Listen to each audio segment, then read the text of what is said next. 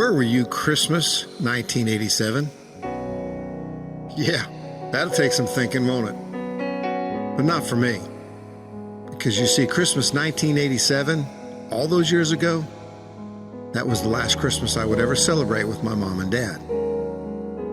Because on January the 6th, 1988, I got a phone call from my mom. I noticed she looked pretty thin at Christmas. And on that phone call that rocked our worlds as a young family was when she said she had been diagnosed with cancer.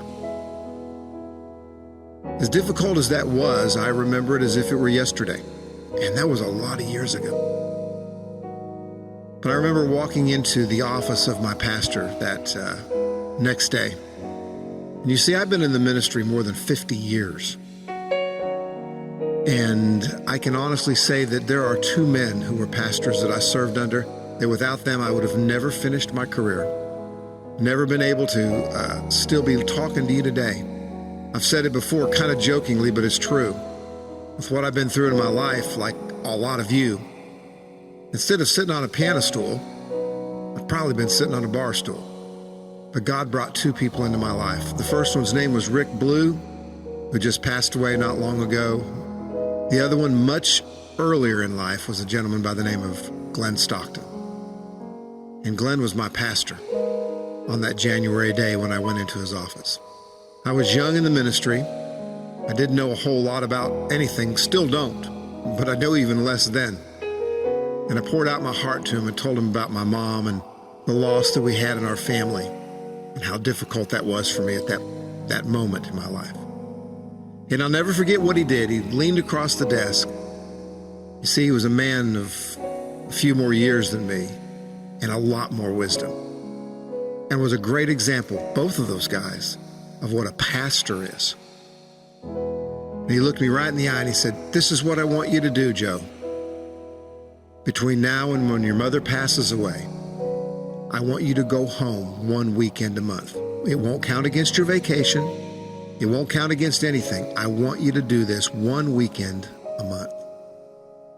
And I remember looking at him funny. I said, "Preacher, I can't do that. I mean, I've got a job in a choir and a little orchestra and a band and singers, and we've got to produce music every week." And he leaned back across the desk with his hands folded on the desk like this. He looked right at me and he said this, "Joe, in your life and in your career, you will have many churches and many pastors, but you will only have one mom. You take care of her." Wow. Life-changing to a young man. So that's exactly what I did for those 7 months. Once a month, I got to go home and make that 6.5-hour drive from Decatur, Illinois to Akron, Ohio. And that's when I heard a lot of stories that I'd heard before, but I got to put them all together, and I learned how my mom loved me when nobody else could. Junior high.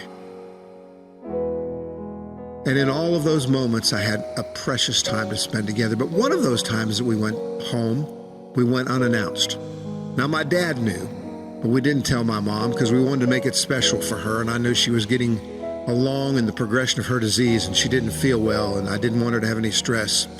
So we drove a long way, all the way down the interstate to Akron.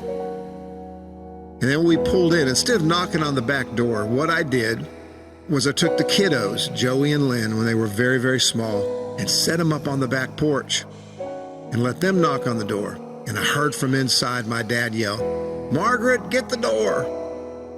My mom said, "I don't feel like it, Albert." And she said, "Boy," he said again, "Margaret, get the door." "Okay." And she came to the door, and I heard the door open, and two little kiddos jumping up and down as fast as they could and as hard as they could, and they're laughing. And I saw a frail, now old woman doing the same thing.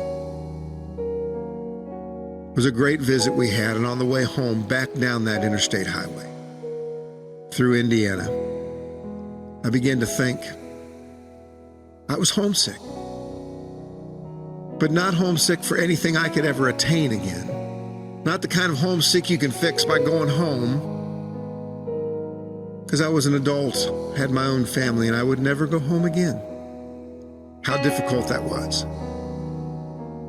So in those moments on that drive home, when it was very quiet and dark and just a couple of cars on the freeway, I wrote a song. And it sounded like this. On the wings of my dreaming, so often I've flown. Yeah, well, that's enough of that, isn't it? But I had the thought that when I get home to heaven, I will never once again, ever be homesick. When I hear Jesus say, "Come on in, child. You're home." Now, some folks might not like this next tune, but it is on my upcoming project. It's a little bit of a country style, because that's kind of what I did back then, and still do some. But if you've ever been homesick before, let this thought pervade your mind for a moment, that you'll never be homesick again.